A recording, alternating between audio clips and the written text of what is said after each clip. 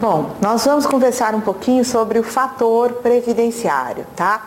Então, antes de colocarmos a fórmula no quadro, vamos conversar sobre a razão da criação desse fator previdenciário. Quando da primeira reforma importante da Previdência Social, através da Emenda Constitucional número 20, final do ano de 1998, a ideia era que para a aposentadoria por tempo de contribuição, tanto no regime próprio quanto no regime geral, fosse criada uma idade mínima, de modo que passaria a ser um benefício de aposentadoria por tempo de contribuição e idade, tá? No regime próprio, tá? Isto aconteceu.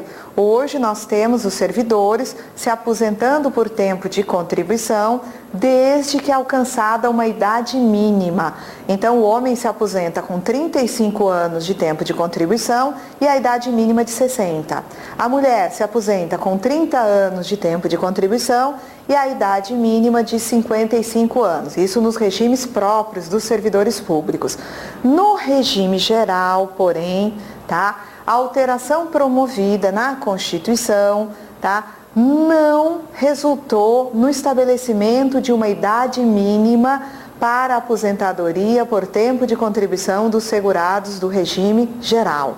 Muitas discussões aconteceram em torno da redação do artigo 201, parágrafo 7º da Constituição, mas a conclusão foi de que não haveria ali a estipulação de uma idade mínima, mas tão somente da exigência de tempo de contribuição.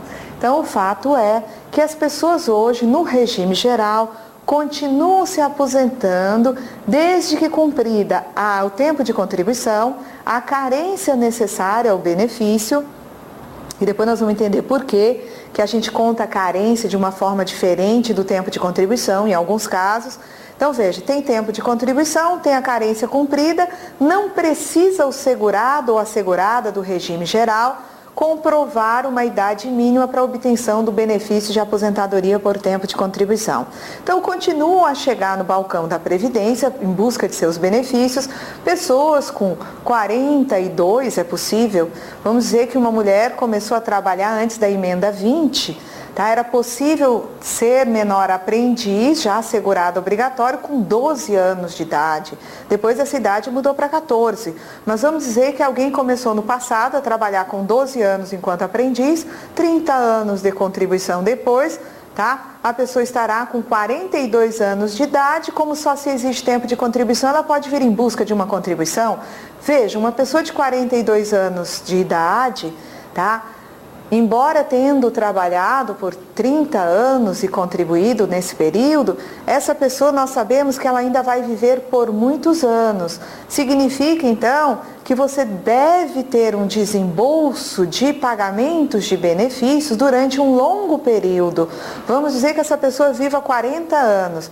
Então, assim, embora se trate de um regime de repartição, inclusive com características transgeracionais, o fato é que eu vou ter grupos de pessoas que pagam 30 anos de contribuição e usufruem do benefício durante 40 anos de sua vida, às vezes até mais, porque cada vez aumenta mais a expectativa de sobrevida das pessoas, tá? Então, veja, não passa a idade mínima. O que fazer para postergar esses pedidos de aposentadoria de pessoas jovens sem ofender a Constituição, que não determinou a exigência de idade mínima? No final do ano de 99, é publicada, portanto, lá vem ela de novo, a Lei número 9876, que cria o fator previdenciário, tá? Então, F igual a fator previdenciário. Vejam vocês o seguinte, em vez de, para aposentadoria por tempo de contribuição, tá? Eu fazer simplesmente a média dos 80% maiores salários, essa lei determinou que no caso da aposentadoria por tempo de contribuição, eu deva fazer esse cálculo do salário de benefício, média dos salários de contribuição vezes o fator previdenciário. No caso da aposentadoria por idade, eu também faço esse cálculo, tá? Mas devo também fazer apenas esse. E o que der mais benéfico, o valor mais interessante, será o escolhido para cálculo da renda daquele segurado. Isso, idade, eu tenho a opção de fazer só a média aritmética ou a média vezes o fator. Mas no caso de aposentadoria por tempo de contribuição, obrigatoriamente, enquanto não alterada a lei, eu devo fazer a média aritmética dos 80% maiores salários e aplicar o fator previdenciário. Vejam, o fator previdenciário foi uma forma de se levar em consideração tempo de contribuição, o percentual contributivo efetuado durante a vida laboral do trabalhador, expectativa de sobrevida, tá? Vou multiplicar isso ainda, tá? Pelo seguinte.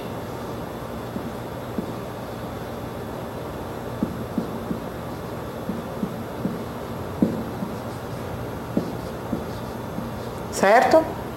Então vejam, o que vai acontecer aqui? TC é o tempo de contribuição. A é fixo em 0,31, que é igual a 31%. Como eu vou aplicar isso na média dos salários, significa que o que eu estarei fazendo aqui ao calcular o fator será multiplicar o tempo que a pessoa contribuiu, tá? Pelo percentual contributivo aplicado no salário mensal, tá? E divido pelo tempo que a pessoa vai viver, de acordo? De onde eu tirei este A, no valor de 0,31 ou 31%? Ele corresponde, tá? Ao valor de 20% mais 11%, tá? Isto aqui seria, no caso, a maior contribuição, tá? Vertida a favor de segurado, considerando-se a contribuição efetuada pelo contratante mais a contribuição efetuada pelo trabalhador, tá? O fato é que existem trabalhadores que contribuem não com 11%, mas com 8% ou 9%, tá? Já outros trabalhadores que não prestam serviço à empresa não terão essa contribuição da empresa e eles sozinhos pagarão 20% de contribuição. Mas ninguém vai reclamar, porque no final das contas, em vez de eu usar 20 mais 8 ou 20 mais 9 ou apenas 20%, eu estou usando o maior percentual possível para todos os trabalhadores. Como se trata de um item que está aqui, né, no numerador, se eu estou escolhendo o maior valor contributivo possível, isso virá em benefício de todos, tá? Não vai prejudicar o trabalhador. Então, o que eu vou fazer? Eu vou multiplicar o tempo que a pessoa contribuiu, vezes o percentual contributivo efetuado, tendo em vista o maior percentual contributivo possível, e divido pela expectativa de sobrevida. Tempo de contribuição. Tempo de contribuição, eu sei o seguinte, que no caso do homem, ele se aposentará com 35 anos de tempo de contribuição, tá? No caso da mulher, ela deve ter, né, garantia do mesmo direito com apenas 30 anos de tempo de contribuição. O professor deve ter garantido o direito de se aposentar por tempo de contribuição na condição de atuar no ensino infantil, fundamental, médio, com 30 anos, a mesma coisa a professora. 25 anos, redução de tempo, 30 a 25, tá? Vejam, se eu devo garantir os mesmos direitos, tá? Para esses segurados, vocês concordam comigo que se eu colocar para o homem 35 aqui e para a mulher 30, eu estarei diferenciando os dois no momento do cálculo do fator. Então, o legislador criou um artifício nas seguintes condições. Quando do cálculo do fator, se trata de uma segurada, o tempo que ela trouxer, eu agrego, né, eu adiciono mais 5 anos. No caso do professor, eu agrego mais 5 anos. No caso da professora, eu agrego mais 10 anos. De modo que, seja homem, mulher, professor, professora, o menor tempo que eu encontro aqui como TC, tá? Tempo de contribuição, será 35 anos. Então, se um homem chega com 35, eu coloco 35. Se uma mulher chega com 30, eu somo mais 5, coloco 35. Agora, se a mulher chega com 35, eu vou colocar 40. Porque trata-se de uma mulher aí que trabalhou 5 anos a mais do que o exigido para se aposentar. Então, qualquer tempo que uma mulher traga, eu vou somar mais 5 anos. Uma professora que chegue com 30 anos de tempo de contribuição, eu somo mais 10, coloco aqui 40 anos. Então, vamos lá, tá? Expectativa de sobrevida é obtida através de uma tábua de mortalidade do IBGE para ambos os sexos, tá? Essa tábua, ela vai ser renovada a cada censo, tá? Nas pesquisas efetuadas pelo IBGE e vem sendo, demonstrado, nessas pesquisas que a expectativa do trabalhador brasileiro vem aumentando, tá? Então, a cada ano que mude esta tábua de mortalidade, eu deverei considerar a tábua em vigor para o momento da aposentadoria. Então, vejam só, o fator é calculado tendo em vista o quê? Eu aqui em cima, tá? Eu estarei quantificando o montante total de contribuições feitas pelo trabalhador no tempo em que ele contribuiu. E este montante eu estarei dividindo pela expectativa de sobrevida. Quanto maior o tempo de contribuição, tá? Melhor o fator. Quanto mais velho o trabalhador, menor a expectativa de sobrevida, maior o trabalhador. Então, o que acontece? Se vem uma pessoa com 42 anos de idade, significa que é uma pessoa com muita expectativa de sobrevida.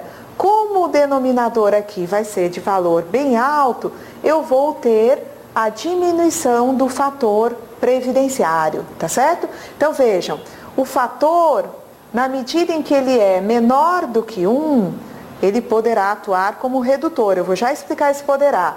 Se o fator é igual a 1, ele não vai causar nenhum tipo de mudança no cálculo da média de salários, não é? E se o fator for maior que 1, virá em benefício do trabalhador. Então, vamos entender o seguinte. Quando eu tenho o cálculo do salário de benefício,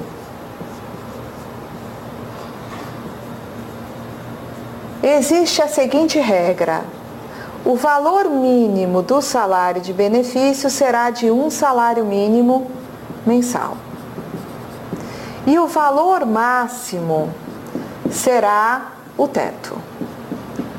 Então vejam vocês o seguinte: se eu calculo uma média de salários de contribuição, eu faço essa média aqui, tá?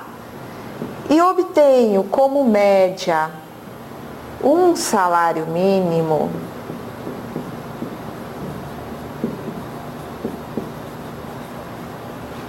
quando eu calculo a aposentadoria por tempo de contribuição, que eu fiz a média de salários, deu um salário mínimo, eu sei que eu vou ter que aplicar a média de salários, o fator previdenciário.